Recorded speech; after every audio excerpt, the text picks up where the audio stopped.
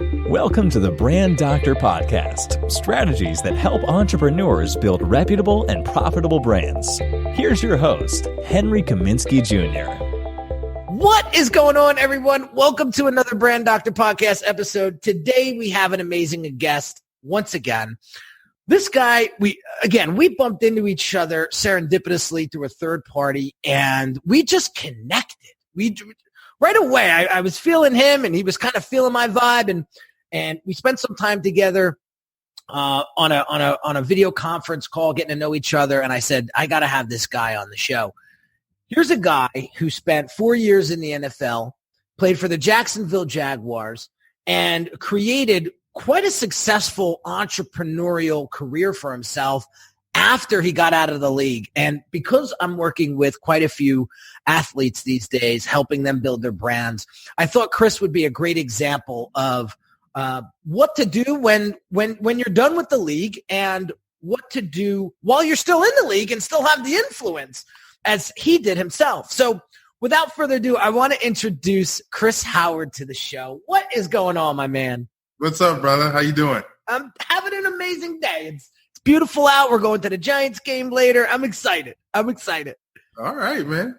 So for those folks that do not know who Chris Howard is, I want to take it back to the beginning. Last week we had Brandon Copeland on the show, and he kind of gave us the grassroots of how he started his football career and how he got into the league and how he's still, just scrapping away.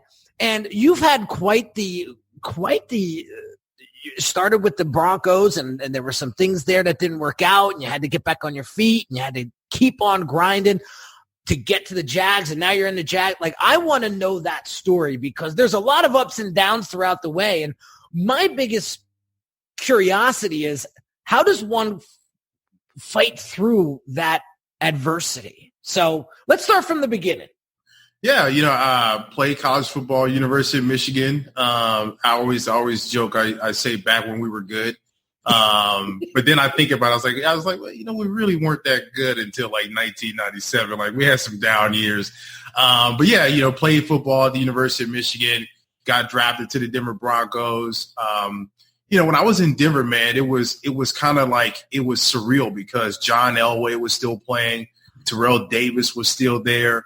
My quarterback at the University of Michigan, Brian Griese, he got drafted, to the Broncos in the third round. I went to the Broncos in the fifth round. So, and they had just come off of winning the Super Bowl, right? So to be going to the Super Bowl champions was incredible, right? Not alone just getting drafted, which was a lifelong dream, sure, but to be drafted and going in that environment was incredible, man. And it was just such an amazing opportunity.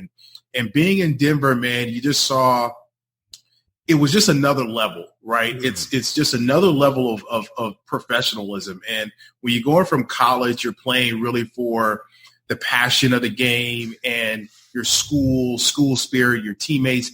But when you get to the NFL, man, it's just such another level of intensity. Mm-hmm. It's you're not playing with 18, 19-year-old, 20-year-old guys anymore. You're playing with grown-ass men who have kids and mortgages. Right? I never thought of it that way, but yeah, you're like 21 years old, and your starting left tackle is like 37 with 3 kids, right? And so it's just all of a sudden it's like you're a freshman all over again. You're a rookie all over again.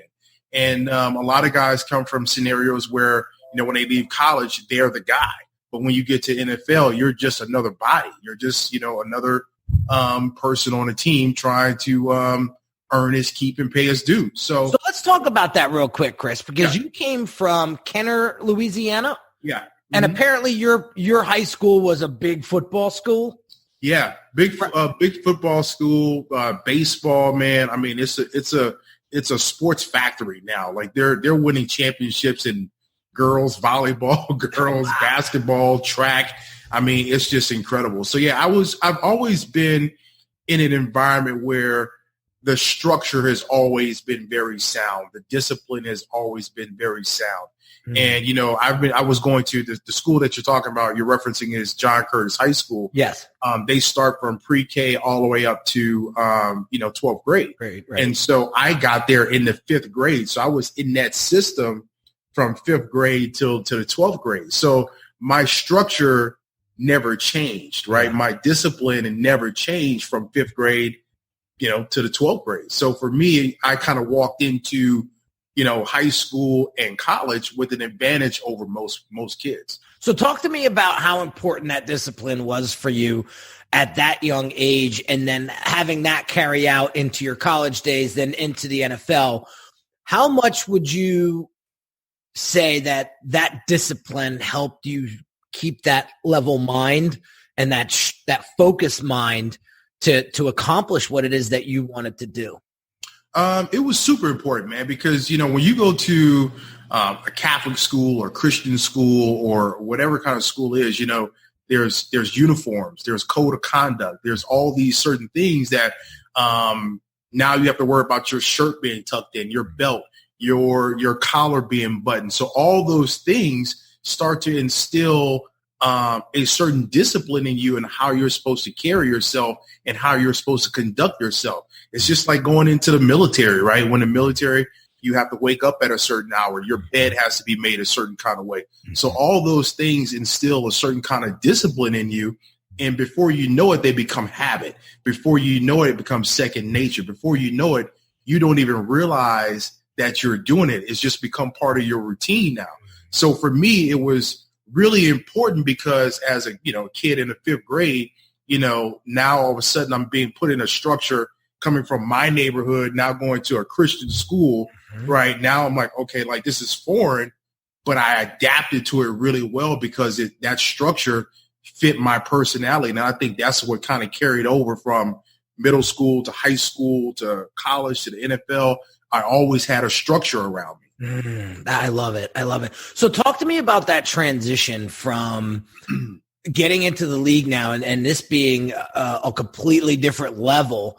What were some of did you have doubts? Did you have some tough times getting used to that level of play and just all those people around you? Like, I don't know. Like, I think sometimes it's easy to get starstruck. I mean, you're sharing a locker room with Elway, yeah, and you're like, holy So, like, talk to me about that, because the reason why I asked it is because when people want to create they want to get into entrepreneurship, they want to start a business, they want to build a brand around themselves, right? It's quick. They're quick to jump into a niche, or they're quick to jump into the market. And then they start to feel, oh, wait a second. Like, am I supposed to be here? And I want to get that kind of insight from you, that perspective from you. Yeah. I mean, again, there's levels to it. Like, I know guys who are great high school players, but who are average college players. I know guys who were great college players, but who were average NFL players, so when you go up a notch, the level of intensity, the level of athleticism, the level of professionalism goes up a notch. I remember when I got to University of Michigan, like coming out of high school, I was the guy, right? I could run over a guy easily. But when I got to Michigan, I remember running into a guy and he didn't move. I was like, wow, okay, like this is different. Like, I'm going up against guys that are just as strong as I am, probably stronger, just as fast, if not faster than I am. And then you realize, like, there's the playing field is level now. And we're all, whether you're a 4-star kid or a 5-star kid or a 2-star kid, you're all starting at a level playing field right now. And so going from that level then to the NFL, where the athleticism, you got guys 6'6", 260 running 4.4s, and you're like, holy cow, like this is real. And then going to the Broncos was even more incredible, because these are the guys who just won a Super Bowl, right? This is the cream of the crop we're talking about. Yeah. So I'm in a huddle with John Elway and Shannon Sharp and Terrell Davis, and there's probably 10 or 11 more Pro Bowl Hall of Fame guys on that team, and you're looking around like, how in the hell did I sneak in? Right? Like, how did I get here? And so, yeah, there is some doubt because, the complexity of the offenses change, the complexity of the defenses change. You're having to get used to different terminology, getting used to different schedules, getting used to just an entirely different environment. Not on top of that, again, when you're talking about the Denver Broncos, a historic organization that just won their first Super Bowl, the spotlight is really on you at that point. And the town loves you, everybody loves you, and everything is a million times bigger, brighter. And I think the one thing that really changed for me when I got to the NFL was it was almost like there were no more checks and balances. Like there was no one checking to make sure you went to class. There was no one making sure you went to training table. You are considered a professional now. There is no more structure. You have your schedule. You either be there or you don't. And that was the one thing that was kind of different for me because it was kind of like you almost felt like there was no parental guidance anymore, right? There was no quote unquote father figure for you like you have in high school and college. It's now you're a professional. You're a grown man. Here are your responsibilities. Do your job, right? And that was kind of like, oh, holy crap. Like I have all this money now, right? I'm supposed to be responsible for it. And I'm supposed to conduct myself like a professional. But a 21-year-old coming into those type of responsibilities, I'm trying to hang out with the older players, right? I'm trying to hang out with the guys at the club and doing all the fun things that I didn't get to do in college. And so that was something that was difficult for me to manage as a young man. If you don't mind, I would love to explore that because I think you've been able to overcome a lot of that and now, have a very successful business and you're doing your thing. I hear that a lot from these other players that I'm working with that, when you get that kind of money that young and all that responsibility is now on you to manage that money, invest that money, make it work for you. 9 times out of 10, they're out there they're gonna go and buy a $50,000 gold chain, or they're gonna go buy their Aston Martin that they had pinned on their wall their entire life. And Brandon Copeland said something funny on his show on his interview. He was like, I said, what do you tell somebody when you see them spending frivolously like that, And he was like, well, there's a joke in the locker room. He's like, anytime I see somebody that does that, I say, oh, you can't hide that money, can you? You can't hide that money, can you? And I said, I agree. That's a good way to sort of kind of throw a dig. But I said, what would you tell them in a serious conversation?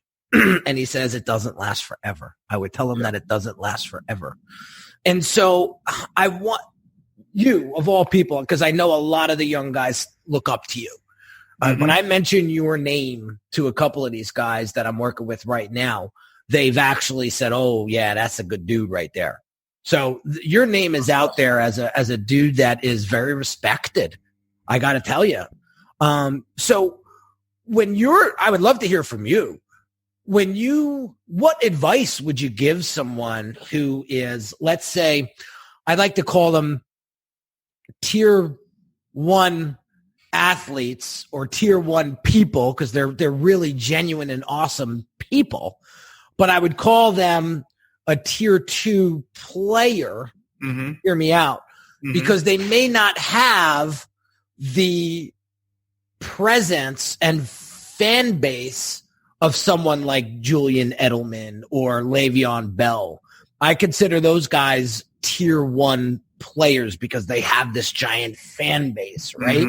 Yep. So what would you tell a tier 2 player that is looking to build that fan base, looking to build that legacy, looking to build that brand around themselves to outlive them well after the league? What advice could you give those guys? What do you tell those guys to invest in? Well, it's funny because I always like to say I came up in the bling bling era, right? Where it was, the TV contract money was starting to balloon out of control. Guys were signing, ridiculous deals. I think Terrell Davis had just signed like a 9-year, $56 million deal, which was a huge deal at the time, which is, you look at that now, like guys are signing $100 million deals. But back then, that was a gigantic deal, especially for running back. And so I kind of came up in that era where as the money started to change, so did our appetite for all the other things, right? The diamonds, the cars, the rims and stuff like that. So I didn't get that advice of, hey, man, you need to watch how to spend your money. It was like, no, you need to go get some rims for your truck because the rims that you have on your truck right now are too small. You need to go get you some. That was the advice I was getting from, the older guys, because it was all about spending the money. Even though we knew, NFL stood for not for long, it was, man, spend it it was more like spend it while you got it, right? And so, which was disastrous because I always tell people, I was like, listen, man, my first year, I might as well play for free because the quicker the money came in was as quick as I was spending it on stuff that I didn't need, motorcycles, jewels and going out and partying and stuff like that. And so I remember, coming out of college, I remember sitting down with a couple of agents, and I remember a couple of the presentations that they showed me. They were like, they had Coca-Cola presentation. They had a GM, General Motors. We can get you a car. We can do this. And I'm thinking like, wow, like you can really get me all those things. I'm like, I'm a 5th round draft pick, but it didn't dawn on me that really those type of endorsements, those type of deals are really for, like you say, your tier 1 guys, your Tom Brady's, your Peyton Manning's and stuff, and your Julian Edelman's. They're going to get those type of deals. But as a guy who is a 5th round guy who is trying to make the roster, even if you make the roster, you're making pretty good money. It's not that you can't take advantage, especially in this day and age with social media. You can take advantage of your brand and build your brand up, but you have to be smart about how you start your brand and where you build your brand. For example, and you and I have talked about this before, a guy who's a tier 2 guy has, in my opinion, 3 markets: where he grew up, where he played college football at, and a professional team that he now plays on. Those are 3 markets that he can take advantage of and build up a regional support before you could talk about being a national brand or national face to any other brand. If you focus on those 3 areas, right, where you're the hometown hero, you can go back and do a couple deals with some car dealerships in your neighborhood or back to where the school that you went to. Those are how you build up your profile. So in this day and age, my advice to guys is be involved in your brand because your brand is your message and your message is your brand. And right now in this day and age where you can shoot videos on your phone, they have high quality. Content doesn't have to be long, doesn't have to be robust. 2-3 minutes content that you can put up and build up your social media is plenty enough to show advertisers and other brands, because there's small companies, medium companies, and large companies that are looking to partner with athletes. And the more that you control your message and build your brand up, the better suited you are for those companies. Oh, I love it. I love it. I think that is a great piece of advice. When you were talking, I was thinking of Robert Gronkowski when he was playing for the Patriots. Now, I live in New Jersey. I don't live in Boston, but I was talking to somebody who lived in Boston, and we brought up Gronkowski, and he said there was a point where you couldn't go anywhere in Boston without seeing this frigging guy's face.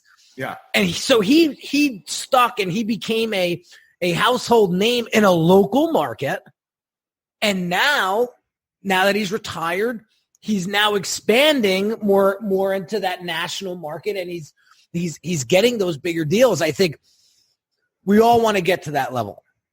No matter you're a professional athlete or you are an entrepreneur that wants to get to the 7 or 8 or 9 figure level, I think patience is something that we really need to look at as a virtue and say, when we start to feel that anxiety and that anxiousness of like, why isn't this happening fast enough?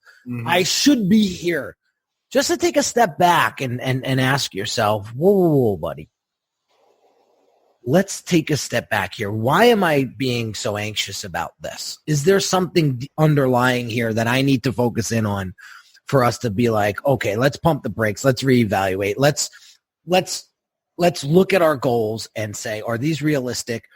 What are the steps? What is the action plan to get to where we want to be? Do we even have one? And if not, let's work there and gradually get there. Because listen, nobody gets to Chris Howard level. Nobody gets to Henry Kaminski level overnight. And I think that's what people need to understand. Listen, you've made a tremendous leap when you are drafted into the NFL. Take a second and celebrate that. Take a second and take that in like you did. Like you were like, how the hell am I rubbing elbows with these guys? Like, you know, you could look at it two ways. One, you could let imposter syndrome set in and be like, well, I don't know, and then let that affect your game, or celebrate that and be like, holy shit, I am standing next to these guys that like I am like I just was like googly-eyed over, and like I should be proud of myself for that. And exactly. I don't think we spend enough time there mentally and in that personal development space to build that. So I'm happy. So let me ask you, Chris, how did you played the first year, you said you basically played for free. What was the compelling event that happened in your life personally that made you say, I got to get my shit together here because there's going to come a time where I'm not playing anymore? Man, you know what? It's there were two events actually. The first event actually didn't take, unfortunately. I didn't learn my lesson. And I remember a teammate of mine, this was in college. Okay. A teammate of mine, his name was Jared Irons. Jared Irons was the poster boy for, he was two-time captain at Michigan, two-time All-American. He was on the cover of Sporting News, like this guy, and he was 2 years older than I was. So this guy I looked up to, and I was like, man, Jared's going to the league. Like, he is going to be the guy, right? Jared went undrafted, right? With all those accolades and everything else and being on cover of magazines and stuff like that, he ended up going undrafted. He got picked up as a free agent for, I want to say, the Arizona Cardinals. Okay. Ended up getting released. He's a successful businessman today, but for me, when I saw that, I was like, if Jared didn't make it to the league, there's no way in hell my ass is making it to the league. I was like, I think I need to start hitting these books a little bit harder than I have been. And so that kind of changed my perception of this NFL dream, because I felt like if a guy who's with these kind of credentials can't make it, then there's no way that I can make it. But when I did make it, it was kind of like, holy cow, like, okay, this is unexpected. And so the real event that changed for me, Henry, honestly, was when I was done playing football and I probably had about $4,000 in my account. And, you're like, wow. Like, what happened? What did I do? And you start looking at how you lived, right? Well beyond my means, doing stupid stuff, going out to clubs, getting tables with all your friends, right? Doing all the baller stuff. That was when I realized it was kind of like, you did all these great things, but what do you have to show for it? Yeah. Like, what do you have that's substantial that you have to show for it, right? And when you look back and you're like, nothing, right? That hurts. That hurts. You're like, I absolutely have nothing. And so you're having to like literally start over. And I think the rough part of it is when you're done playing in the NFL, and we go back to the whole regimen thing, you've been doing something for so long. And when you're done, that regimen is no longer there. That thing that you identified as, right, football player, professional athlete, whatever it is no longer there. So who are you? Who are you outside of being a football player. And for a lot of us, we don't know who that is, right? Now, did we really get the skills that we needed from college to transition into the real world? Because if you think about it, a lot of us, you play 4, 5, 6 years, 10 years, however many years you do in the NFL or any sports organization. Well, when the time comes for you, whether it's forced retirement or you're retired, the resume is awfully thin. So what do you put on your resume that you've been doing for the last 10 years, 15 years, whatever it is, right? So when it's time for you to get acclimated back into, society, so to speak, you realize that life has been moving while you've been doing the same thing. And the times have moved, but your level of intellect and skills and everything else hasn't necessarily moved along with it, because you've been doing the same thing over and over again for however many years you've been doing it. So for me, it was I was lost for quite a few years, because I knew I didn't want to play in the NFL for long. Like, I knew it wasn't going to be, I wasn't going to play for 10 years. That was never part of my plan anyway. And I thought I was prepared. But I wasn't prepared because I didn't do any preparation for it. So you can't be prepared if you did no preparation for that day. And for me, I was kind of lost, trying to figure things out, trying to figure out who I was, trying to figure out what I wanted to do. I think I just got married at the time. And so trying to be a husband, but still living the baller life, that didn't work. And so, again, you're just trying to find out who you are. And I went through a few years of trying to figure that out. It was rough. But I think the one thing that kind of probably saved me was I didn't burn any bridges. So I had relationships that I knew that I could fall back on, that I could call and ask for advice, that I can call and say, hey, this is where I'm at. Can you steer me in the right direction?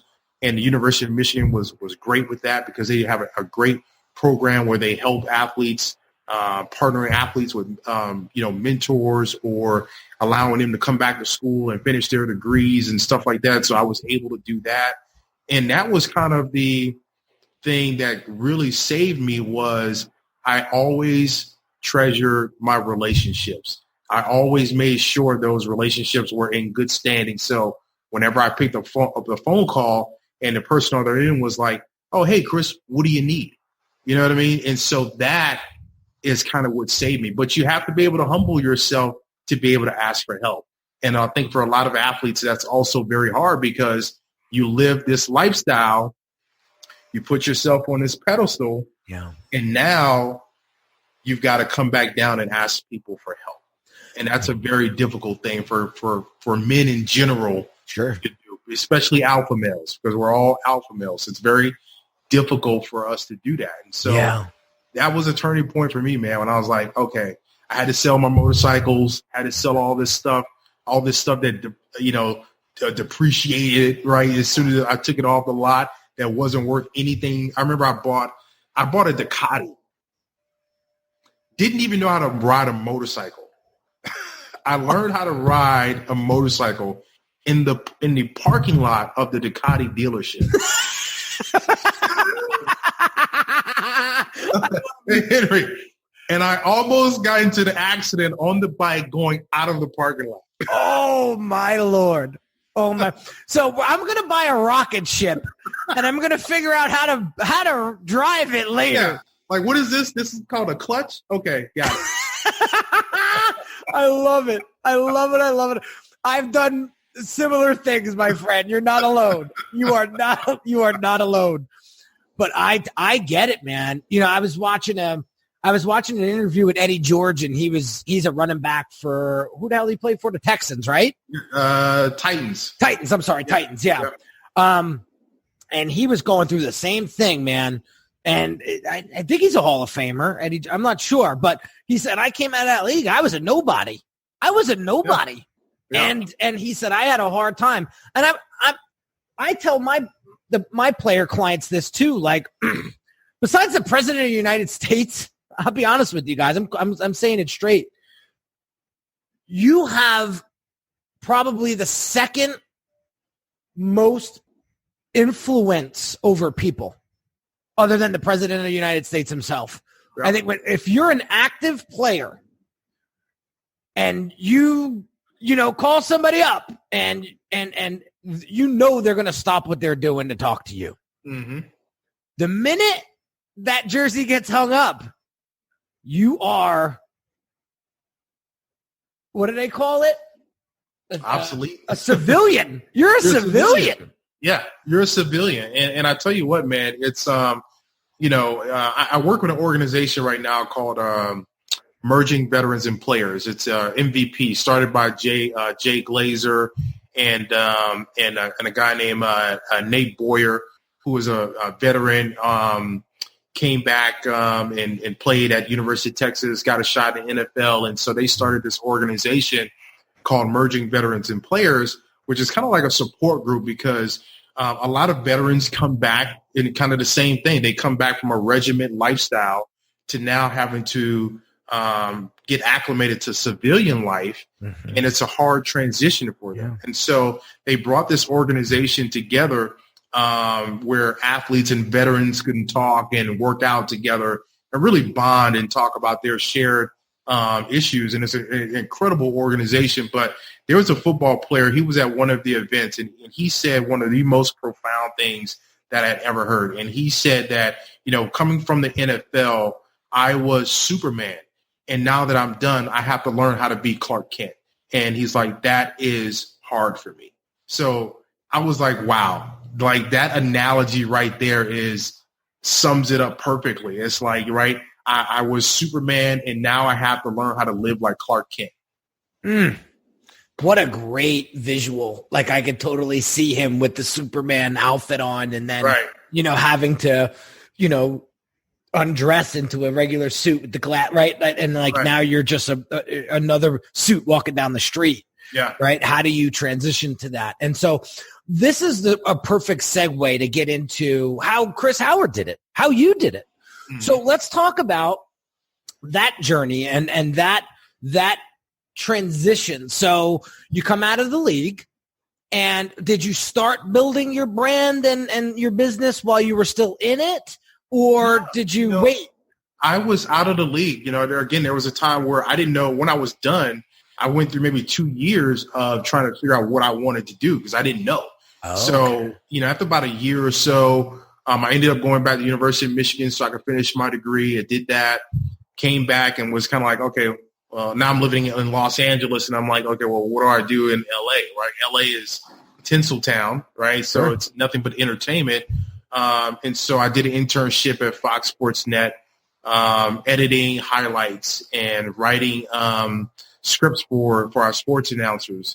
I started doing that, and I remember they offered me a job at the end of my internship, and it was like $30,000, starting up at $30,000. I'm like, how in the hell am I supposed to afford bottle service off of $30,000? Like, how am I going to buy a table at the club with $30,000? Right? Like, you made $30,000 in a day. Weekend I made like $30,000. Right? Yeah. It was just I was like, wow, is this what regular life is like $30,000? So that was a blow as well because you're used to living a certain lifestyle. And again, it all goes back to humbling yourself. And I was not in a position mentally to humble myself. Like $30,000 was just not going to cut it, even though, we had a nice house, we're living great and everything else. But for me personally, that just wasn't going to cut it. Especially not working the hours that they wanted you to work for $30,000. So for, a friend of mine, she was a really good publicist, working for a really big firm. But like most publicists who work for big firms, the boss gets all the credit. Right. You do all the work. The boss gets all the credit. She was frustrated. And I was like, listen, I'll try to bring some athletes as clients. You already have a client base. Let's figure it out. We were drinking and talking like all about these big plans we were going to do. She's like, if you started, Chris, I'll bring clients. And I was like, all right. Literally the next day, man, I was like having documents drawn up, LLC, articles of incorporation, all this kind of stuff happening. Started the business. I was like, hey, here's your business cards. And so literally she quit her job, brought like 8 clients with her. So we had, revenue kind of coming in, and it was small, but at least we started. We didn't just talk about it. We actually started doing it. And so we ended up talking to another publicist, and she was frustrated. She wanted to leave. She left her company. She brought more clients with her. I had guys I was working with guys like Byron Leftwich at the time and Charles Woodson, because he was a former teammate, doing stuff with him. So we had a nice little run for about a few years doing just public relations. But then there was a strike in Hollywood. So there was a writer strike, a director strike, producer strike. I think everybody in Hollywood was striking at one point. Just stop working. So there was nothing to promote our talent on because no one was going to work. Shows were stopped. They were basically just showing reruns. And so next thing you know, we're getting calls from clients like, hey, man, I can't afford to pay that retainer this month. And as a matter of fact, I don't know if I'm going to be able to pay any of it. Because then you realize as an athlete, you're not the only one that mismanaged money. It's a lot of entertainers that mismanage their money. And so, and now they can't afford. They don't even know if they're going to be able to pay their rent. And so the first thing that goes is public relations. I was like, we can't be beholden to just talent, because this strike is killing us. Oh. So at the time, I had a friend who worked at a hedge fund who was just sold a couple companies to SoftBank in Japan. Okay. He wanted to get into entertainment financing and raising money for movies, but he was based out in D.C. I had the relationships with a lot of studio execs, and at the time, again, the strike hit. The market had crashed. This is around 2007. So a lot of the film funds were held by banks, right? Wells Fargo and Bank of America had these $200, $300 million film funds that all of a sudden no longer existed. So studios were looking for smart ways and how to raise money. And so I talked to my friend, and so we formed a company and we started raising money for feature films, which was great. The pay was great, but it's 6 to 9 months worth of work, not with no guarantee that you're going to raise that $6 million, that $12 million. And so it was stressful, and I did that for a few years. And so then I just realized, I was like, man, the entertainment business is so slimy. And, you get these producers, man, who just, they're padding budgets. They're not truthful. And I just felt like that I could do a much better job and do it in a more ethical way. And I was like, if I'm going to raise money for other people's projects, I'm going to do it for myself. And so that's kind of what brought me to Atlanta and raising money for my own company, my own production company. And with the relationships I had back in Los Angeles and with networks and with studios, we just started developing shows and developing our own content. And so that's kind of what started me down this road. Never went to school for this. Didn't know the first thing about any of this. I love just it. YouTube videos, books, and just a thirst for a challenge and knowledge just kind of drove me to wanting to really be in this industry, because as an African American man in society, you have to be able to control the message. And I think a lot of times we see messages out there that are not exactly reflective of an entire community. Mm-hmm. And so for me, I wanted to be a part of that movement and putting out good content and not just putting out trash and, raunchy, reality TV shows and stuff like that. So that's what kind of drove me, man. And so it was not without challenges, for sure. As you know, and it was a lot of maneuvering, a lot of steering the ship in a different direction to try to right the course. But fortunately for me, man, I always say I made mistakes, but I didn't make mistakes that buried me.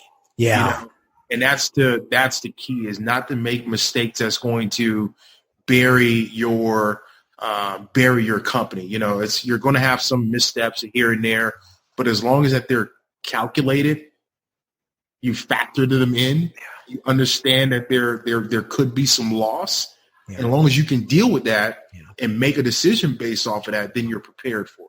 Yes. I think doing your homework. I'm so happy that you said that. You know, there's a lot of these big gurus out there that are saying, you know, stop playing safe. You're playing too small. Get out there. Take those risks. If no risk, no reward. Blah, blah. I hear all of that. Yeah. Right. I get that. But if you are a cowboy or a cowgirl with your money and with your decision making, you are cruising for bruising. Yes. Period. So listen to Chris, because I can so resonate with this story because, listen, I didn't take one class for graphic design ever. I literally learned it off the streets, I call it. You know, I just hustled my ass off and was, like you said, built relationships and just did it for 20 hours a day for 3 years. And like, people forget that side of Henry because they see me now and they're like, that's what you do, Henry, for a living? You go and you make videos and you post online all day long? Yeah. but you don't see the 10,000 hours of grind that goes into this. And so understanding that is important. And I think, Chris, that was the way that you and I were meant to learn this business. Your business, right? It was getting our hands dirty and learning tactfully, like learning hands-on and just willing ourselves through. Somebody said that to me the other day. They said, you know, I've listened to your story and I've been following you for a while. And here's a guy that willed himself to where he's at today. And I was like, dude, I never heard that before, but that's a really great way of putting it. And I would say the same thing to you. Yeah. You don't seem like the guy to lay down and take it L. Like you're going to get up, dust yourself off and say, let's get at it. And I think that's what I admire a lot about you guys as I continue to work more closely with you guys is you guys have this grit that I've always had in my life. Where, you know, you're going to get slugged in the face. I remember when I got laid out in the cafeteria freshman year of high school, like it was just this upperclassman was teasing me. And I went over to him at lunch and I was like, kind of egging him on. And this guy fucking, wow. I heard Tweety birds, but I got back up. Yeah. Yeah. And so same thing in your entrepreneurial career. You're going to take L's. You got to get back up. But like you said, you don't have to take L's that will bury you. If you're calculated, if you prepare, you said so many things before. When you prepare and you make those connections, you're going to have a tremendous career in anything that you do. Absolutely. In anything.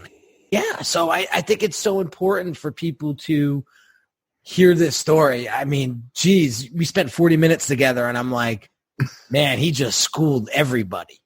Like, because I know there's so many different parts of your story that people can relate to and resonate with. Like, oh yeah, I remember that I went through that. And they have their own version. Exactly. Right? And that's why I wanted you on the show, because I was like, here's a guy with tremendous experience on the field, off the field, with stories that can resonate and be relevant to people that never played sports in their lives, like me. Yeah. I never played organized sports before, but man, did I have this competitive edge. I have this go get 'em attitude, you know, and I think it was growing up in an urban environment and seeing people like my father worked 4 jobs, so we never really struggled financially, but to see people like wear the same clothes to school for 3 weeks straight because they didn't have clothes. Yeah. Right. Seeing people get beat up on the way home from school just for looking at somebody wrong, and getting beat up by a woman. There was this one girl, I was terrified of her because if you looked at her the wrong way, she would beat your ass. And I saw it. I mean, I saw it with my own eyes. Like when I saw her walking down the street, I went to the other side of the street. I was like, I don't even want to get that close to her to even, right? But I grew up seeing that, and I was like, man, you gotta, it's a jungle out here. Yeah. And, I was fortunate, I had, both my parents were in the home, hardworking, parents who. What'd your parents do? So my mom ran dry cleaners. Okay. And so she managed there was they have like the franchises now, and they own like 12. The same franchise owns like 12 hair or nail salons. Yes. Well, they were doing that back in the day as well. And my mom managed their dry cleaners for them. Okay. And so, but she also taught. My parents are very involved with the city of Kenner. Okay. And so we have recreation departments. Okay. And each subdivision has their own recreation department. Mm-hmm. So my parents were head of the recreation department for our subdivision. Okay. So my mom taught softball, girls volleyball, girls basketball. She was the coach for everything. Okay. My dad oversaw all of boys and girls sports for the subdivision. So I grew up in sports on the playground, playing all day long. Right. And I remember one of the things that like when kids were like going off on summer vacation and they would come back to school, like, oh, where did you go for summer vacation? Oh, we went to Disney World. I'm like, my ass was working. I would work for the city, like cutting grass in hot ass Louisiana, right? Cutting grass, marking baseball fields, the diamonds. A buddy of mine, his dad had a plumbing company, and so we would dig tunnels underneath people's houses. So if the pipes broke, we would have to dig underneath the house. Sometimes it'd be flooded with water, rats. Yeah. Like all my summer jobs were jobs that reminded me that I didn't want to do that shit as an adult. I'm with you on that one. You do not want to do this as an adult. So it was like education, getting out, making a better life for yourself, because that was a reminder of a life that I knew that I did not want. And no shame to anyone who does that for their living. But I wanted something better for myself. And luckily for me, not only did my parents put me in those type of environments, but the grown men that I was working with, I mean, I was like 15, 13, 14, 15 doing these jobs. The grown men that I was working with were also like, you don't want to be doing this you don't want to be me. You don't want to be a 30, 40-year-old doing this type of work. And so for me, that kind of like carried over as well. That was another kind of driving force for me as well. Because that leads me to the last question. It may be two parts. One was, what is that driver for you today? I mean, what gets you up in the morning and gets you doing what you love to do every single day? Like, what is that one thing? That's a good question, man. And I think I would say, and this might sound corny, but I would say it's family. I want a better life for my family. We're comfortable, but I want to be more comfortable. Okay. I want to be able to do things that we don't get a chance to do all the time. And so I kind of bust my butt because I understand that I have people that are counting on me to be successful. And it's not just, and I'm just not talking about blood related family. I'm talking about people that I work with, sure, people that I hire.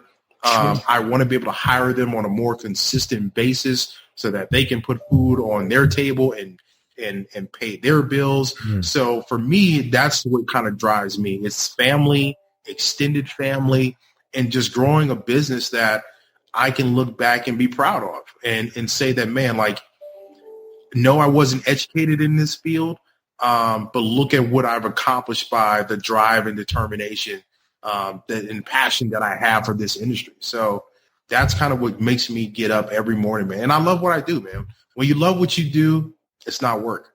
No, man. I see it in your eyes and I hear it in your voice.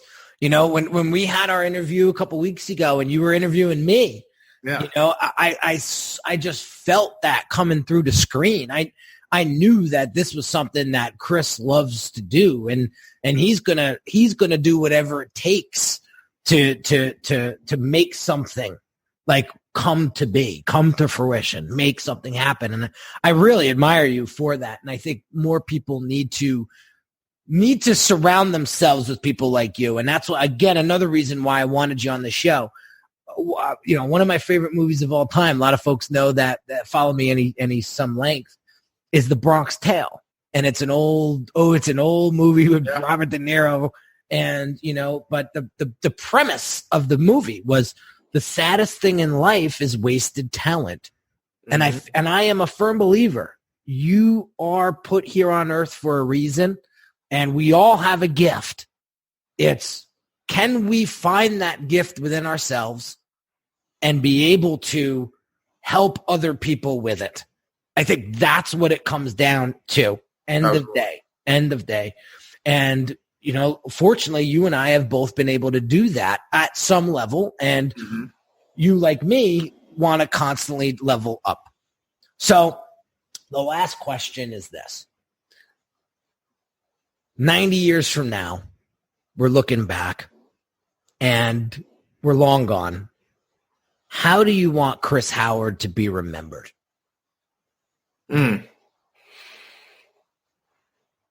I want Chris Howard to be remembered as someone who was more interested in serving other people and helping other people.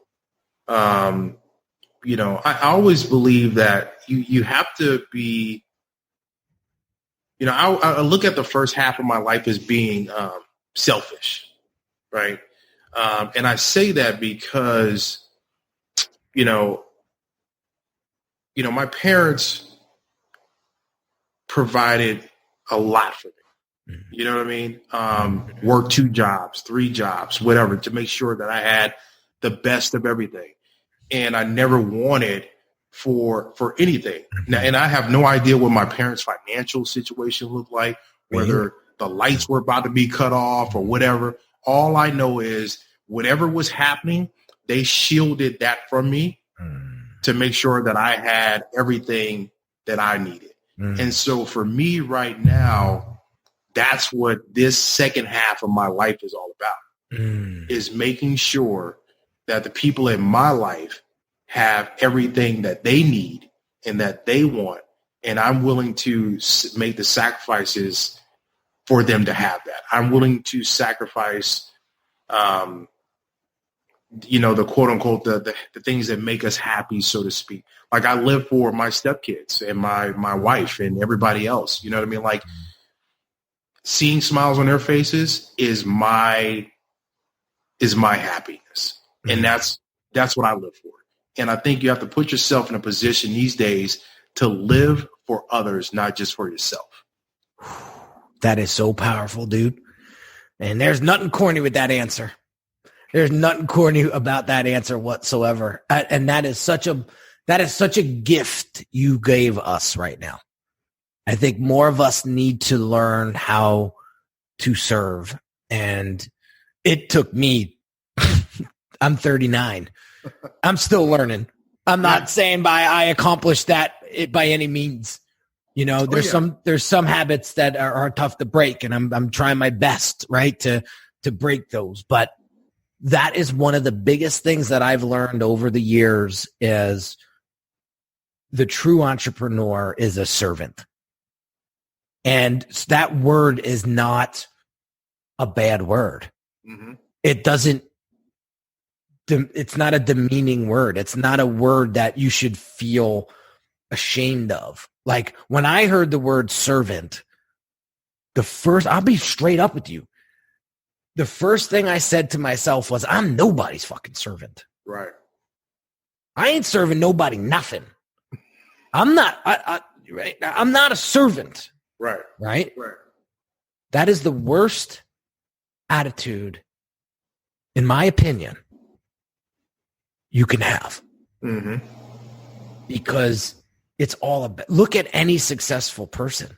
Look at anybody that's really enjoying their lives, whether they have $1 million in the bank or $4,000 in the bank. The ones that are truly happy serve, and what they get out of that serving, what they get in return for serving, is what drives is their happiness. Mm-hmm. So the more you can put the more smiles you could put on other people's faces, I can promise you that feeling, and I'm sure all of us that are listening and watching this know, that day that you made for that person, whoever that person was, mm-hmm. was the day you went to bed going, I feel good.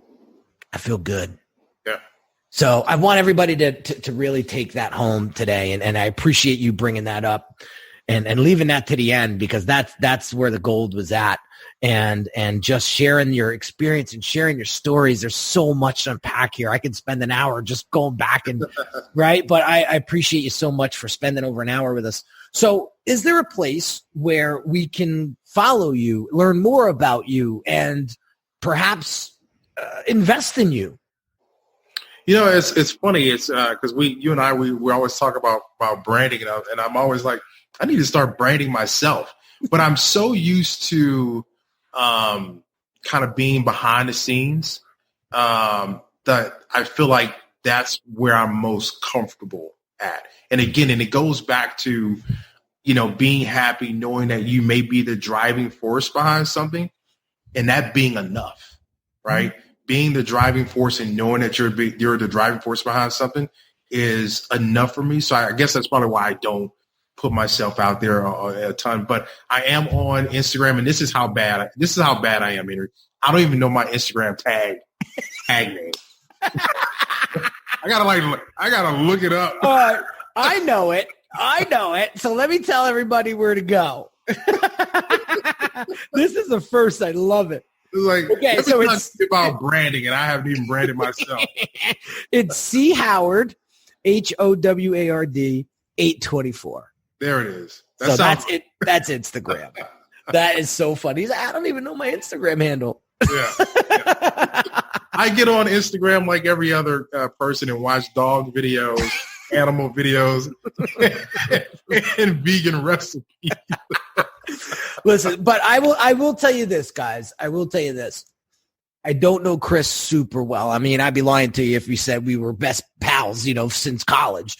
No, I don't know Chris that well, but I will tell you I spent close to 2.5 hours, almost 3 hours with him thus far. And the one thing that I get from Chris is he is humble, and he is somebody that if you want somebody in your corner, or you want somebody to jump into that foxhole with, like, he's the dude.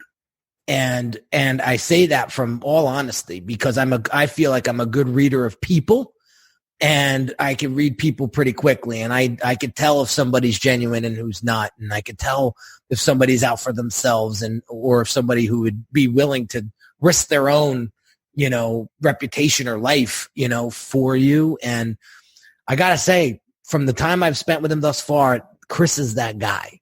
So definitely keep an eye on him, because Chris is going to eventually, even though he loves to be the behind the scenes guy, Chris is about to blow. And it may not be this boom in your face type of blow. All I'm saying is you're going to see more of Chris's productions, and you're going to see a lot of the outcomes from Chris's mastery and Chris's is perspective and how he puts his projects together. Very, very cool stuff. So definitely follow him on Instagram. And if he wants to put an email or something like that, we'll put it in the show notes afterwards and have you guys connect with him on that level as well.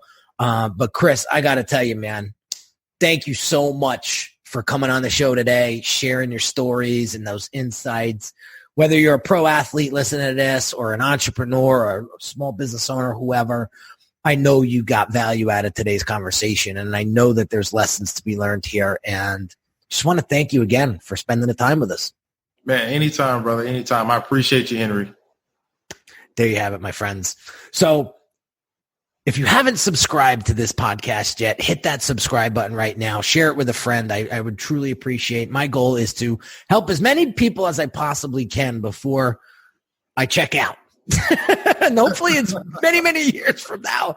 But if you subscribe and you share this show with someone who may need it or may find it valuable, that's what I'm here for. So have an amazing day, guys, and I will catch you on the next episode real soon.